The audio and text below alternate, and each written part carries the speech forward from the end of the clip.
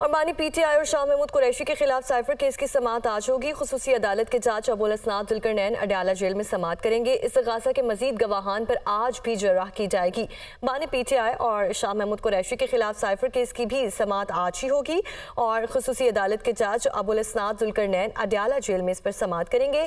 इस्तग़ासा के मजीद गवाहान पर आज भी जर्राह की जाएगी।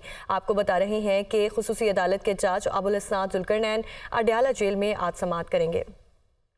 और बानी PTI और शाह महमूद कुरैशी के खिलाफ साइफर केस की समाअत आज होगी। खुसूसी अदालत के जज अबुल असनाद जुल्करनैन अडयाला जेल में समाअत करेंगे। इस्तग़ासा के मजीद गवाहान पर आज भी जर्राह की जाएगी। बानी PTI और शाह महमूद कुरैशी के खिलाफ साइफर केस की भी समाअत आज ही होगी और खुसूसी अदालत के जज अबुल असनाद जुल्करनैन अडयाला जेल में इस पर समाअत करेंगे।